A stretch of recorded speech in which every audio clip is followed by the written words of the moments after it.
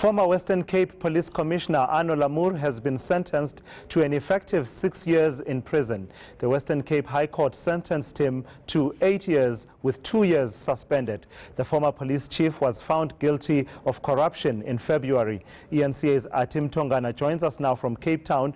Athi, thank you for coming through. So what was said by the judge in handing down sentence, and what has been the reaction from police leadership? A very good afternoon to you, Tulas. It was quite a lengthy handing down of the sentence by Judge Ali at the Western Cape High Court earlier today. As you said, Tulas, that former Police Commissioner Arno Lamoer handed over a 6-year jail sentence together with Cape Town businessman Dowji.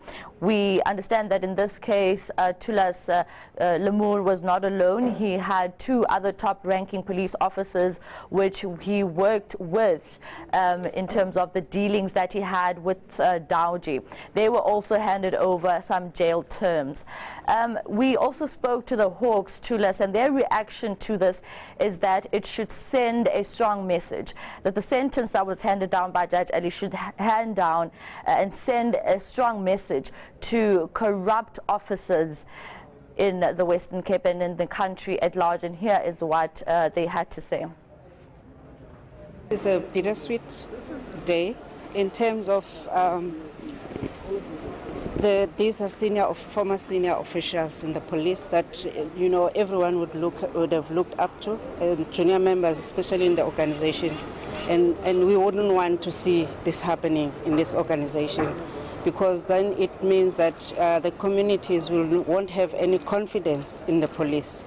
But we appreciate the sentence that has been given today out by the judge. It will send a strong message to everyone, whether you are senior, how high up in the organization you are, you will have to deal with the consequences, therefore. So that's why I'm saying it's a bittersweet day. Tulas, we also spoke to the National Prosecuting Authority, which worked with the Hawks in this case.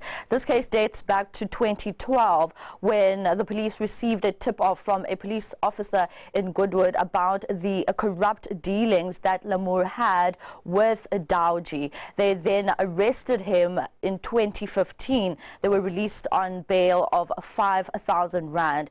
The National Prosecuting Authority spoke to us about the increase in the number of government officials that have been prosecuted over the years, and this is what Eric Ndabazalila had to say. Yes, you will remember during the trial we had the IP as well as stats from the NPA highlighting the role, cases against government officials who have been convicted over the years on corruption. Yes, there are cases which we have managed to prosecute over the years. It's a work in progress of where our people within the state, which we investigate, arrest and prosecute. And it's a work in progress. That is very unfortunate. It's something that we don't want to have. People we don't want to have in the state who come to this building to be prosecuted on corruption. But it's something that is there. It's a reality that we have to fight. We have to fight on a daily basis. This is extraordinary, Athi. 35 years, more than 35 years in the police for Arno Lamoer, and I think you'd have to go back to the time when Jackie Selebi was convicted and sentenced to see anything that remotely compares. Tell us about, just remind us again, what is it that he admitted to, Arno Lamoer, and what was really at the heart of his conviction and now his sentencing?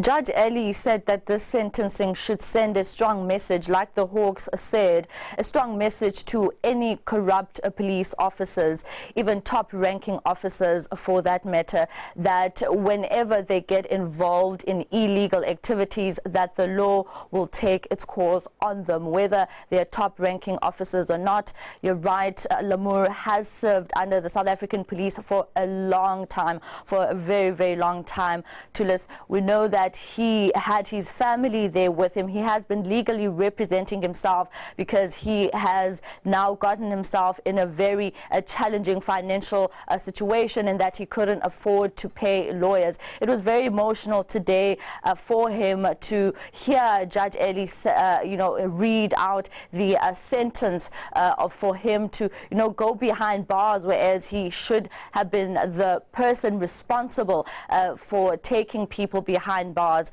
But today we saw that, no matter how top-ranking you are in the South African police, the law will take its course if anything happens, and that if they are found to have been dealing with any criminals out there.